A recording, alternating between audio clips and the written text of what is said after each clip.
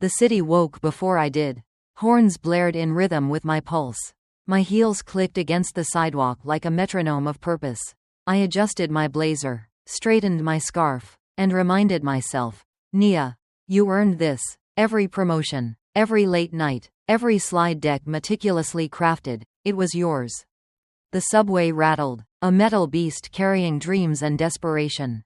I caught snippets of conversations, deals, complaints, gossip, all of it mundane, but my ears perked up whenever my team's department came up, my projects.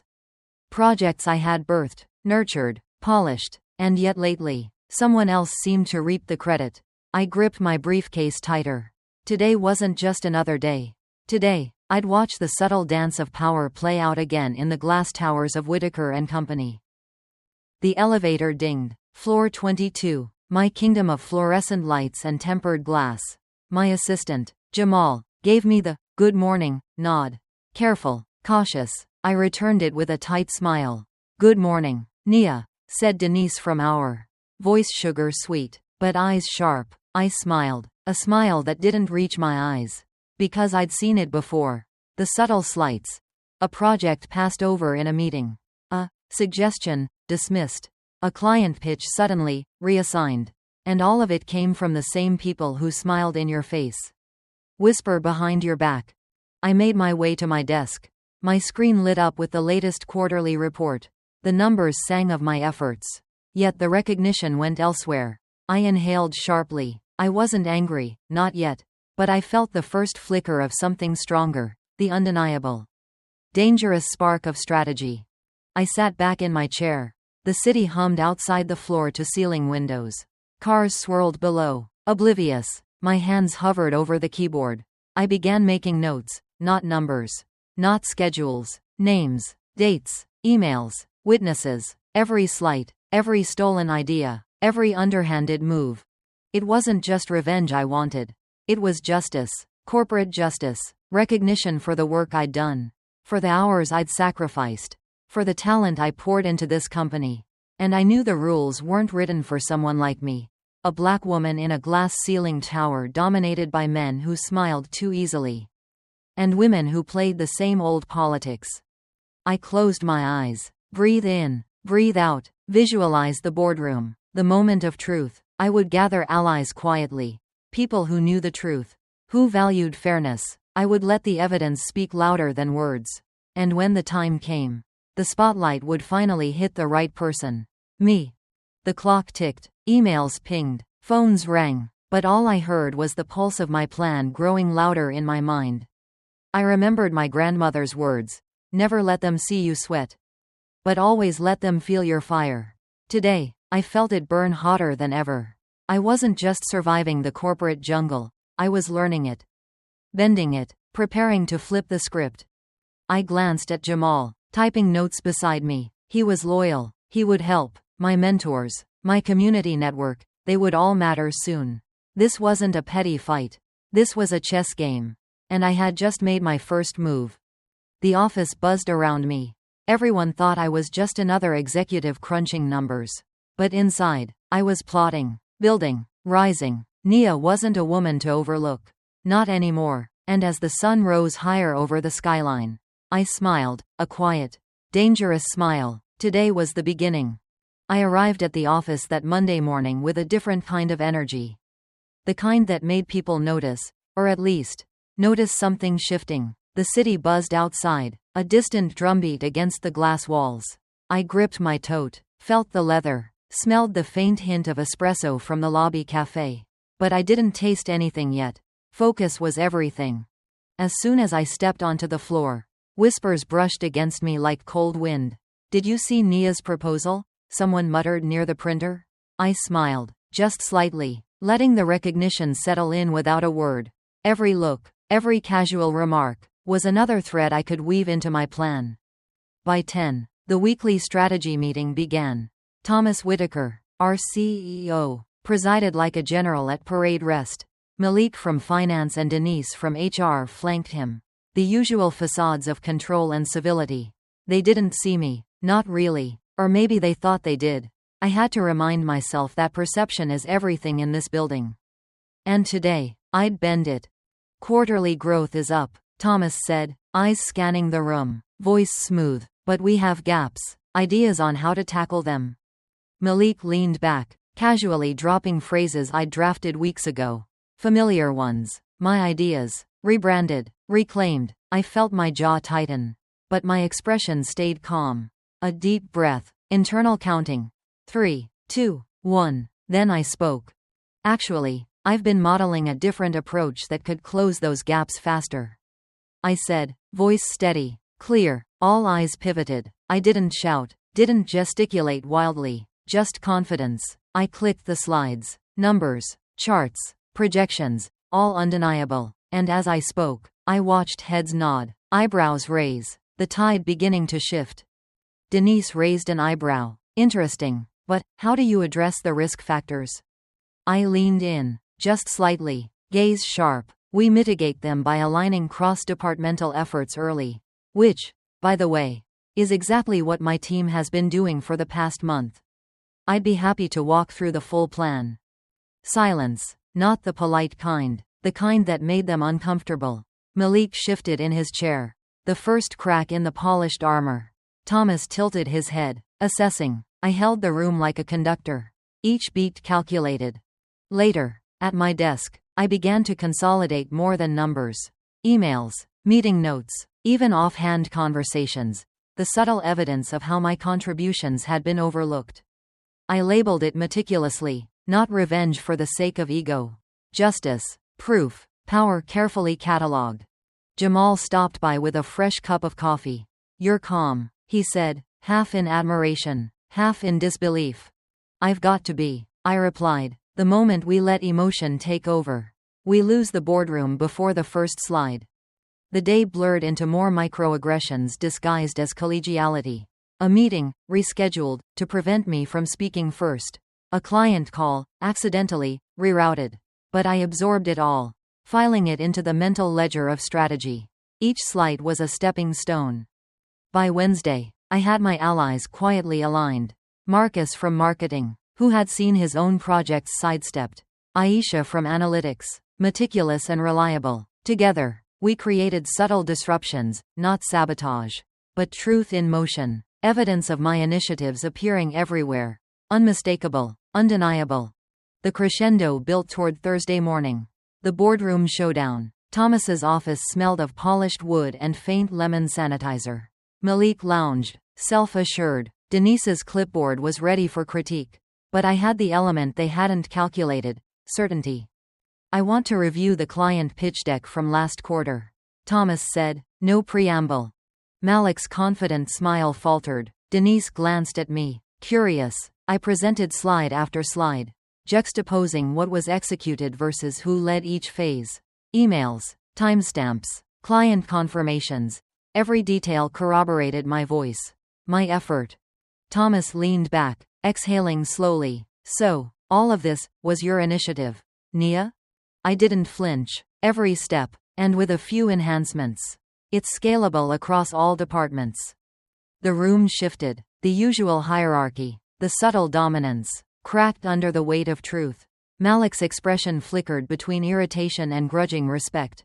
Denise's clipboard lowered. I let the silence stretch, savoring it, not arrogance, just clarity.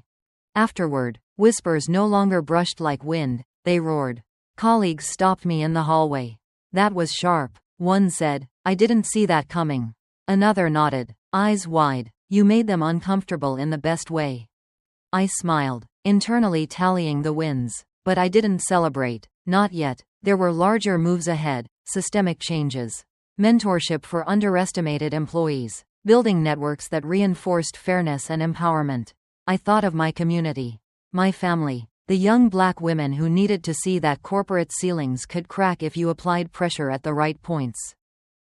The week ended with my first overt acknowledgement from Thomas. A quiet nod in the elevator. No applause, but respect, and it mattered more than any public praise. I walked out of the building that Friday evening. City lights flickering on like a stage set for the next act. The skyline was mine in a way it hadn't been before. I had bent perception, asserted influence, and reclaimed power. I knew the battles weren't over. There would always be the next Malik, the next Denise, the next systemic bias, but I had learned how to play the game on my terms.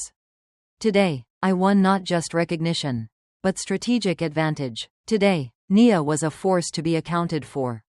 And as I stepped into the night, heels echoing like drumbeats, I whispered to myself, this is just the beginning.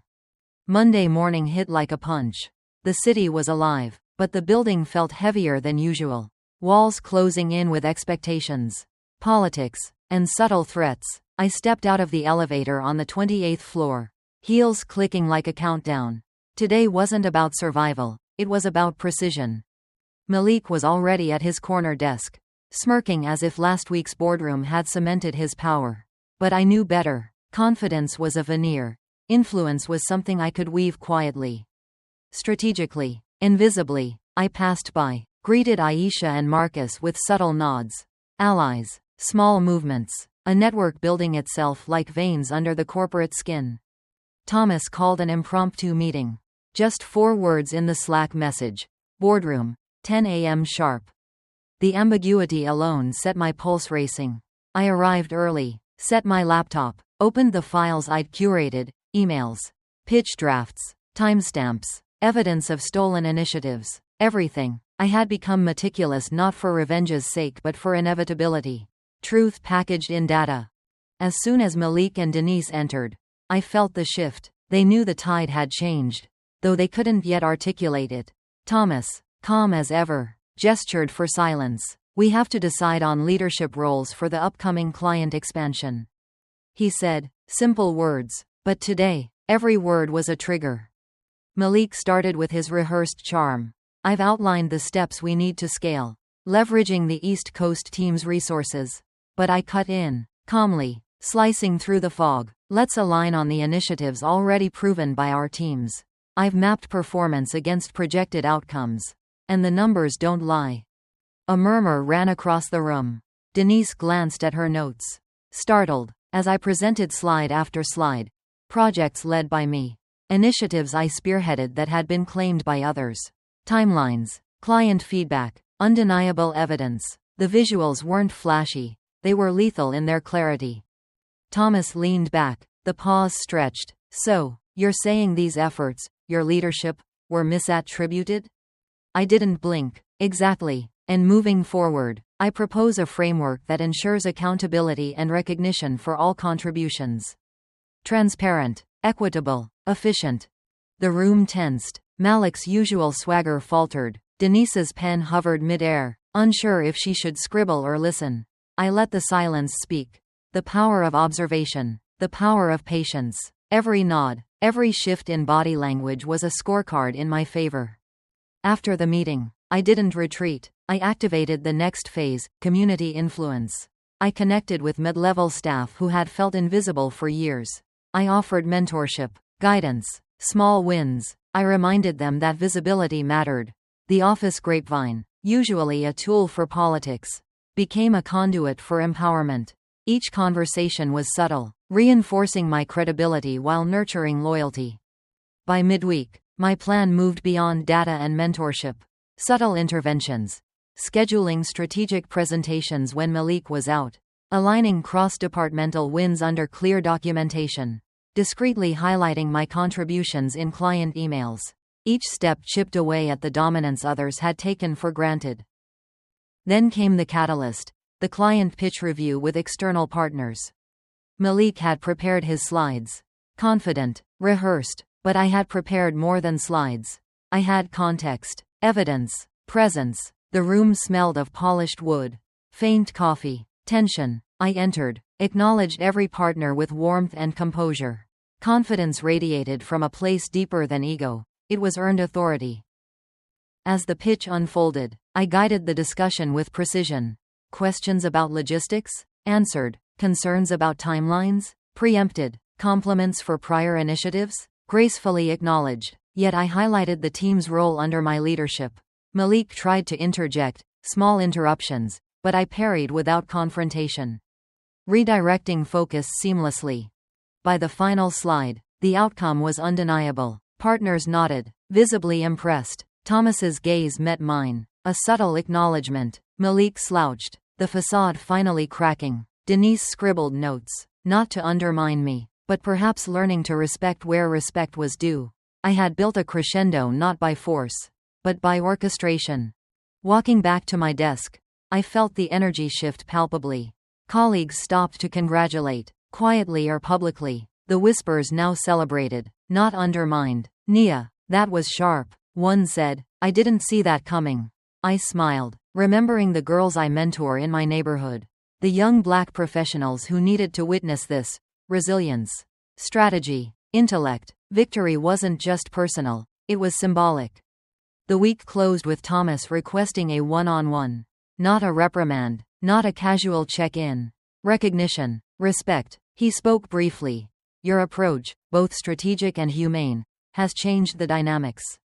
Well done. No fanfare, just the acknowledgement that mattered. I nodded, internalizing the victory, knowing the battle for equality and visibility was ongoing. But this was a milestone. I left the building that Friday night. City lights like a crown above me. The streets buzzed with possibility. Power had shifted, not violently, not recklessly, but with clarity, precision, and strategy. I had reclaimed my voice, my work, my authority. Malik, Denise, even Thomas, they would measure their next moves differently now.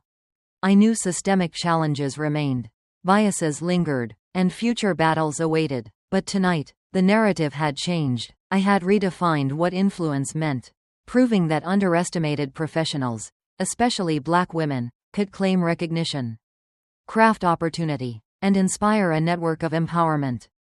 As I stepped into the warm night, the hum of the city surrounding me, I whispered with certainty, "This is what power feels like when it's earned, not given, and this is only the beginning." The first thing I felt stepping into the boardroom was the quiet weight of expectation, the hum of fluorescent lights, the low chatter of assistants, the click of high heels across polished floors. My heels echoed like a heartbeat, each step deliberate, controlled. Everyone knew something was coming. They just didn't know what. Thomas Whitaker sat at the head, crisp suit, smirk slightly offsetting his otherwise perfect posture. Ethan Reynolds leaned back, eyebrows raised, scanning me with that cold, measured gaze I'd grown used to. But today, I carried more than myself. I carried months of strategy, evidence, alliances, and, most importantly, conviction. "Good morning," I began, voice steady, cutting through the murmur. "Let's not waste time." Denise from HR shifted uncomfortably. Malik, my rival, avoided my eyes. I had rehearsed this countless times in my head. But nothing compares to the reality, the tension tangible, almost electric. I laid out my deck. Not the bland corporate charts you see in those mediocre presentations. This was storytelling with evidence. Emails showing stolen ideas, project timelines manipulated, witness statements from colleagues who'd finally had the courage to speak. I didn't just prove wrongdoing. I exposed a culture that allowed it. Eyes flicked, lips tightened. I saw it. Disbelief, unease, surprise, tiny cracks in their armor. "This isn't just about me," I said, voice rising just enough to command attention. "It's about fairness, transparency, and the opportunity for everyone here to thrive, regardless of who they are or where they come from." I could see Ethan shifting in his chair. Thomas leaned forward, suddenly very interested. The room was silent, waiting. "You're asking me to trust the system," Malik finally muttered, tone defensive, trying to regain composure. "Why should we believe this?"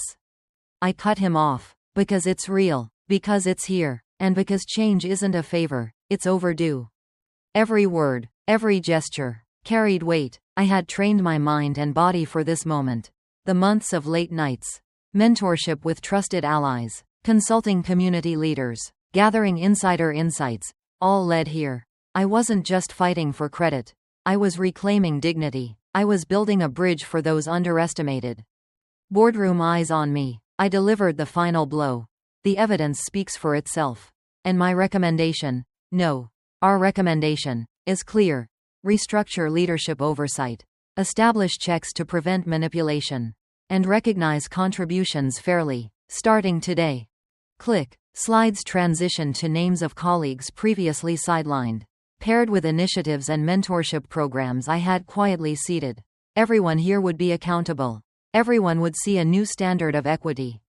Thomas exhaled slowly, the smirk gone, replaced by a hint of respect, or maybe caution.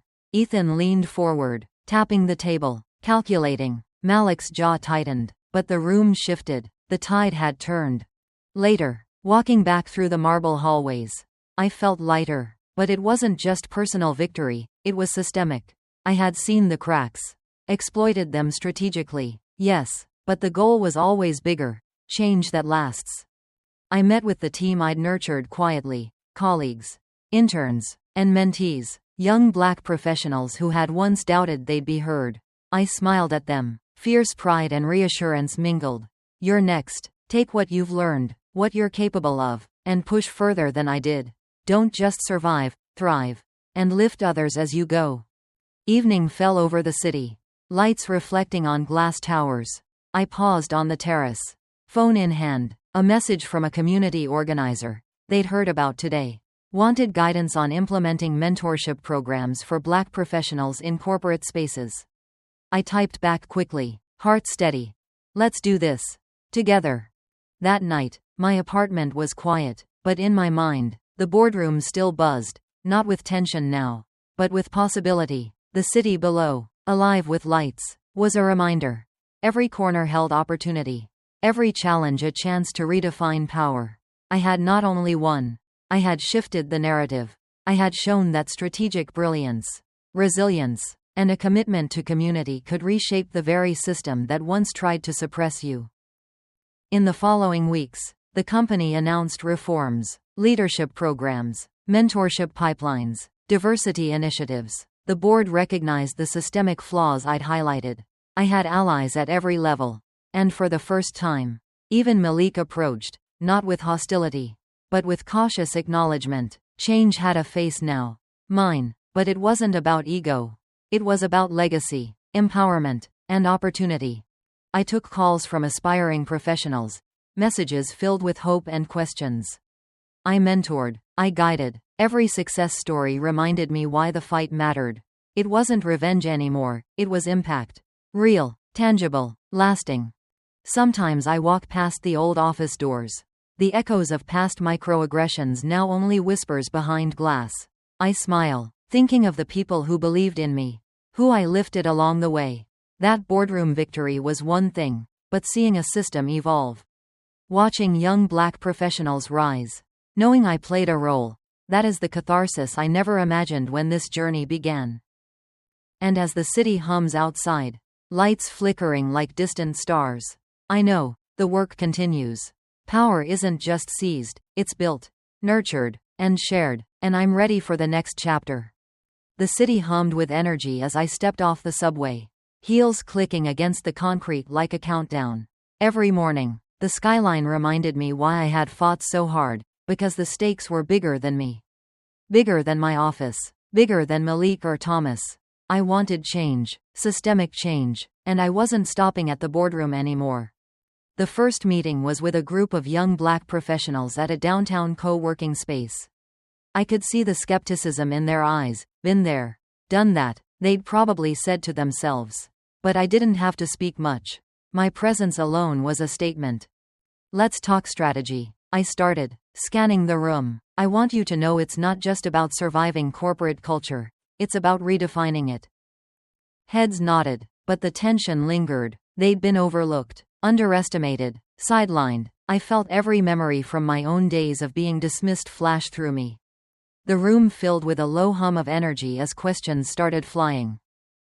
How do we handle microaggressions? Asked a young woman, her voice barely above the buzz of the air conditioning. I smiled, leaning on the edge of the table. You document, you respond smartly, but you also build your network. Because power isn't given, it's created. And trust me, we are more than capable. By the time the meeting wrapped, I felt the spark. Mentorship wasn't a lecture, it was a movement. And I was here to ignite it. Back in my office, the walls that had once felt confining now felt like scaffolding for something bigger. I opened my laptop, scrolling through emails from allies I'd cultivated over the last year, community leaders. diversity advocates, even some journalists interested in stories of corporate justice. The boardroom victories had been personal, but now they could become systemic. The first step was media outreach. I drafted a short op-ed about equity and mentorship for underrepresented professionals. I wasn't bragging about my own win. I framed it as guidance. A blueprint for others. The article went live within days. Mentions on social media followed. Then invitations to panels, podcasts, and workshops. Everywhere I looked, doors that once seemed closed were cracking open. And yet, resistance persisted. Not overt, not always. A senior executive from another department emailed me a polite but pointed note, questioning my expanded scope of influence. I read it twice, then smirked. This was expected. Anytime a black woman rises unapologetically in corporate America, eyebrows are raised. I hit reply with calm authority, setting up a meeting to clarify my initiatives. Transparency and confidence. Tools more powerful than aggression. The first public panel was a test. Lights, cameras, a room filled with faces hungry for guidance. I walked up to the podium, feeling the weight of representation on my shoulders. But instead of fear, there was clarity. I am not here to tell you to adapt to a broken system. I said, I am here to show you how to change it, to empower yourselves and each other, to claim spaces you've been told aren't yours, because they are. Applause surged through the room. But behind the scenes, the strategic wheels kept turning. I met with mentees one-on-one afterward, reviewing resumes, prepping negotiation tactics, discussing boardroom strategies. Every person I empowered was another ripple in the pond, another subtle reshaping of the corporate ecosystem that had once underestimated me. By late afternoon, I found myself back in the office, overlooking the city. The skyline seemed sharper somehow, reflecting ambition and potential. I thought of Malik, Thomas, Denise, and the past year of battles I'd won in the boardroom. Yes, but now the war was larger, subtler, more meaningful. The stakes weren't personal anymore, they were communal. Later, during a quiet call with my mentor from the community program, she said, Nia, you're doing more than you know. You're changing the narrative. I paused, letting her words sink in. She wasn't exaggerating. Each mentee I guided, each panel I spoke on, each op-ed or social media post, these were the seeds of structural change. Empowerment wasn't a single act, it was persistent, cumulative, and unstoppable when executed strategically. Still, I knew vigilance was necessary. As my influence grew, so did the shadows trying to undercut it. Emails misdirected, whispered doubts in meetings, subtle undermining. I'd learned not to react impulsively, observe, strategize, act decisively, and when the time came, I'd strike with precision. For now, the victories were quieter but profound. The young man who landed a promotion he'd been denied twice before, the woman who finally negotiated her leadership role, the team who felt seen and heard because someone in power was actively advocating for them. These were my wins now, bigger than any boardroom battle, more lasting than any corporate memo. That evening, walking home through the streets alive with jazz and chatter, I felt a sense of completeness. Not satisfaction, it was work still to be done, but a powerful momentum. The city lights reflected not just my image in the glass windows, but the countless faces of a community rising alongside me. I paused at a street corner, listening to the hum of life around me. Somewhere in that crowd were the next wave of leaders, underestimated, overlooked, waiting for a spark, and I was ready to be that spark again and again. Because victory, real victory, wasn't just winning, it was creating pathways for others to succeed. And as I stepped forward, heels clicking against the concrete like the cadence of a mission, I knew one thing. The boardroom was just the beginning. The city, the community, the culture, they were all mine to influence. And mine to transform. The morning sun had barely broken through the skyline, but my phone was already buzzing with notifications. A new email, marked urgent, from a name I hadn't seen in months. Alexander Price, board member. Strategic rival, the kind of man who smiled while plotting to undermine you. I opened it, tension tightening my chest. Nia, we need to discuss your recent initiatives. Some concerns have been raised regarding scope and influence. Let's meet at 10 a.m. I closed my laptop and ran my hands through my hair. Of course, just when I thought I had momentum, a storm brewed. Alexander wasn't subtle. He didn't make threats. He wielded power like a weapon. Precise and calculated. But I knew his game. I'd faced men like him before. I just needed to anticipate, adapt, and strike strategically. By the time I arrived at the high-rise office, the lobby felt colder than usual.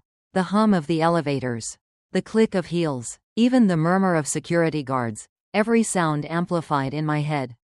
I wasn't walking into an office, I was walking into a battlefield with invisible minds. Alexander greeted me with a controlled smile, the kind that made your gut twist. Nia, always a pleasure, but we need to talk about boundaries. I held my composure. I'm listening. He leaned in slightly, voice low. Your initiatives are impressive, too impressive, perhaps. Some are questioning whether you're overstepping. I let the pause linger, letting him sense the weight of his own accusation. Overstepping? I asked, voice steady. Or are they uncomfortable with seeing results they couldn't achieve themselves? A flicker of surprise crossed his face, quickly masked. That was my first victory, defining the frame. I wasn't defensive, I was strategic. The meeting was tense, brief, but I left knowing he would escalate. I could already feel it, the whispers, the subtle attempts to discredit me, the allies he might pull to his side. But here's the truth I had learned in corporate America. Fear and intimidation only work if you show weakness. I wasn't weak. Back in my office, I called my closest mentee, Jasmine, a bright, sharp woman who had grown under my guidance. We might have a situation, I said. Alexander's moving against us. She didn't flinch. Then we counter. I smiled at her confidence. That's what I built. People ready to stand firm, to think strategically, to act decisively. We drafted a plan. Meetings with supportive board members, gathering evidence of the value and success of our programs, and, crucially, preparing for public visibility if it came to that. The next few days blurred into a whirlwind. I walked through hallways feeling eyes on me, some curious, some cautious. I heard snippets of conversations. Did you see Nia's initiative numbers? I think Price is trying to contain her. Every whisper was a reminder. I had made an impact. But with impact came threats. One evening, I stayed late, reviewing financial reports and mentorship program outcomes. The office was nearly empty. The only sound my fingers tapping the keyboard. Then a shadow moved near the window. My heart skipped. Was it security? A late worker? No, it was a reminder that danger wasn't always loud, it often lingered. Silent, watching. The next board meeting was the test. Alexander opened with formal politeness. But his eyes were sharp, scanning for cracks. Nia, he said smoothly, some are concerned that your initiatives have become expansive. Is this the right direction for the company? I stood, letting the room feel the weight of my presence. Expansive? I echoed. I call it effective. Our numbers are up. Employee engagement is at an all-time high. And the impact on our community. Mentoring young professionals who were once invisible? That's not expansion. That's leadership. The room was silent, tension thick enough to taste. Whispers rippled, some impressed, some skeptical. Alexander's lips pressed into a thin line. He had expected hesitation. I gave none. I followed up with concrete data, personal testimonies from mentees, media mentions, and clear metrics. Each point landed like a hammer. By the end, the board members were nodding, murmuring agreement. Alexander's attempt to corner me had faltered. Not defeated, yet, but faltered. Afterward, in the elevator, I exhaled. The fight wasn't over. Threats like Alexander were persistent, strategic, patient, but I had something he didn't: clarity, purpose, and a network that stretched beyond the walls of this office. That night, I met with my mentor from the community initiative. Alexander is clever, she said, but you've grown beyond a single boardroom. Don't let him shake your vision. I nodded, thinking of the wider world, my mentees, our programs, the next generation. This wasn't just about me anymore. It was about creating a space where excellence, fairness, and empowerment couldn't be quietly undermined. The city outside buzzed with life. Unaware of the strategic battle unfolding in boardrooms above, I watched the lights reflect off the glass towers, feeling both the weight of responsibility and the thrill of possibility. A new threat had emerged, but so had a new strength. And I was ready, always ready. The morning sunlight hit the glass towers with a dazzling intensity. But in my office, the atmosphere was darker than ever. Alexander Price had escalated, quietly, surgically. I knew he was planting doubts, whispering to allies, manipulating perceptions. But today, the tables were about to turn. I started the day with coffee in hand, eyes scanning the skyline, my mind racing. Every move Alexander had made, every subtle sabotage, every undermining comment, it had all been data for me. And now, armed with precision, I could strike. I called Jasmine, my trusted mentee. It's time, I said. We're going public with the results, the impact, the truth, and we're doing it in a way no one can ignore. Her grin over the video call was fierce. Finally, let's shake some foundations. By mid-morning, I had arranged a boardroom briefing. But this wasn't just a presentation, it was a calculated display. I invited supportive board members, key clients, and even a few journalists who had followed our corporate mentorship initiatives. Alexander thought he could control the narrative, but I had built mine. He arrived in his signature crisp suit, expression polite but wary. The room smelled of polished wood, fresh coffee, and tension. He didn't notice the subtle shifts, colleagues exchanging nods, a supportive hum building in the background. "Good morning, Nia," he said, voice smooth, measured. "I hope you're ready to discuss strategy." I met his gaze, unflinching. "I am," I said, "but first, let's review results." The presentation began. I let the slides speak. Engagement statistics, mentorship success stories, revenue growth directly tied to our initiatives.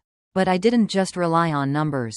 I played videos of mentees sharing their stories, young Black professionals, community members who had been overlooked, now thriving because of programs Alexander had tried to downplay. Their voices, their triumphs, carried weight. Alexander shifted in his seat, eyes narrowing. "Impressive," he said, but there was no warmth, just calculation. I leaned forward. "Impressive, yes, but more than that, it's proof that leadership isn't about hierarchy or intimidation. It's about impact, equity, and empowering those who've been underestimated." A subtle murmur of agreement spread across the room. I could feel the energy shifting, the boardroom dynamics tilting in my favor. Every glance, every nod from allies, chipped away at Alexander's influence. Then I dropped the next piece, a confidential memo he had authored, questioning my initiatives months ago, trying to frame them as overreach. I had secured it discreetly, legally. "And here," I said, voice calm but cutting, "is the context of opposition. Strategy is necessary, but so is integrity. We cannot confuse obstruction with guidance." The room froze. Alexander's jaw tightened. He hadn't expected this to be public. He hadn't accounted for transparency. And for the first time, he was off balance. Short dialogue, precise. He tried to recover. "Nia, this isn't how we operate." I smiled faintly, a mixture of triumph and controlled authority. "Then maybe it's time we redefine how we operate. Accountability and empowerment are not negotiable." By the time the meeting ended, the support was undeniable. Board members openly praised the initiatives. Clients expressed renewed trust. Journalists had stories ready to go. Alexander, usually the puppet master, now sat silent, contained, forced to witness the consequences of his own tactics. Back in my office, I exhaled, the adrenaline still coursing. Jasmine popped her head in. "You did it. You actually did it." "I didn't just win," I said. "I created momentum. And momentum doesn't stop at the boardroom. It reaches our communities, our mentees, everyone who's ever been underestimated." We began planning the next phase, expanding mentorship programs, publicly sharing success stories, establishing scholarships, and amplifying voices that had been historically ignored. I was no longer reacting to threats, I was shaping the narrative, turning strategy into legacy. Later that evening, walking through the city streets, I felt the pulse of possibility. Lights reflected off buildings, Neon signs flickered. Music drifted from distant venues. Each step was a reminder. Battles in corporate corridors were not isolated. They were part of a larger fight for equity, recognition, and influence, and I was leading it. Alexander remained a threat, a reminder that power is persistent. But now, it was a known quantity. I had control, and with control came responsibility, to mentor, to uplift, to strategize beyond personal victories. I ended the day in my office. Phone buzzing with messages from mentees, allies, and community leaders, each one a testament that change wasn't just possible, it was happening. The boardroom had been won. But the real victory was systemic: influence, empowerment, and justice extended beyond walls and titles. I looked at the skyline, dark now except for glimmers of light, and whispered to myself, "This is only the beginning. We rise together, and no one can undermine what we build with integrity, strategy, and heart." The camera of my mind pulled back from the glass walls, the city alive below, and I felt a cinematic thrill, a mix of triumph, suspense, and anticipation. Battles would come, threats would emerge, but Nia was ready, always ready. The week after the boardroom showdown felt surreal. Alexander and his allies had retreated into silence, their whispers no longer carrying weight. But silence is deceptive. I knew real power isn't just winning once, it's building systems that make victories repeatable. I walked through the office early Monday morning. The hum of fluorescent lights mixed with the distant sounds of traffic outside. A city always alive, always moving. Staff nodded as I passed, not just in respect, but in recognition. They saw a leader who didn't just talk about empowerment, she acted on it. I convened a strategy meeting with my inner circle: Jasmine, Malik from operations, and a few other trusted colleagues who had been underestimated, overlooked, or dismissed before. "We're not just celebrating wins," I said. "We're creating a blueprint for sustainable change. Mentorship, community partnerships, visibility. This is our legacy." We rolled out initiatives in 3 key areas: mentorship programs for young Black professionals, transparent leadership pipelines, and a communication platform that amplified voices from within the company. I personally mentored several rising stars, meeting weekly to review challenges, celebrate small victories, and instill confidence. One evening, Malik and I were reviewing a quarterly report. "Nia," he said, leaning back, "you've done more than anyone could have imagined. People are genuinely inspired, not just here, but in the wider community." I smiled, but I remained grounded. Impact is only meaningful if it lasts. We don't just want followers, we want leaders. A few weeks later, the company's quarterly board meeting arrived. Alexander sat across the room, eyes sharp, trying to mask his frustration. I stepped to the podium with calm authority, showing metrics that spoke for themselves: increased retention, elevated employee satisfaction, and new revenue streams fueled by our empowerment initiatives. But I didn't stop there. I introduced mentees and community partners, letting their voices, authentic, raw, and proud, share their stories. It wasn't just about me or the company. It was about creating a ripple effect that extended beyond corporate walls. "You see," I said, eyes sweeping the room, "leadership isn't about suppressing talent or manipulating outcomes. It's about building structures where everyone, especially those historically underestimated, can thrive." The room erupted in applause. Alexander remained silent, but the narrative had shifted irreversibly. This wasn't just my victory, it was a cultural and systemic win. Back at my office, I finally allowed myself to breathe. I gazed at the city skyline at dusk, lights shimmering, reflections dancing on glass. In that moment, I realized how far I'd come, from microaggressions and stolen credit to strategic dominance and systemic change. But the journey wasn't just professional, it was deeply personal. Every challenge had been a lesson in resilience, patience, and calculated courage. I picked up the phone and called a young woman I had met through a community outreach program. "Remember, you don't have to wait for permission to step into your power," I told her. "Plan, prepare, and act. Others may doubt, but your strategy and integrity will carry you through." That night, as I logged off, I reflected on the overarching lessons. Courage is strategic. It's not reckless confrontation, it's precise, calculated, and informed by knowledge. Empowerment multiplies. When you lift others, the collective strength grows beyond what one person can achieve. Transparency builds lasting influence. Shadows hide temporary advantage, but light creates credibility and trust. Legacy is intentional. Winning once is fleeting. Creating systems ensures long-term impact. And so, Nia's story concluded, for now, not with revenge alone, but with a transformation of power itself. She had navigated injustice, outmaneuvered adversaries, and redefined leadership in a way that uplifted her community. For everyone watching or listening right now, you might be facing challenges at work, in school, or in your community. Nia's story shows that strategy, courage, and lifting others while pursuing your goals can turn obstacles into real wins. If this story spoke to you, hit like to support stories that inspire empowerment and resilience. Share it with someone who needs a reminder that setbacks can be opportunities. Comment below. How have you turned a challenge into a victory? Let's learn from each other. Subscribe for more stories that give you tools, inspiration, and motivation to rise in your career and in life. Remember, you don't have to wait for permission to step into your power. Plan smart, act with courage, and lift others along the way.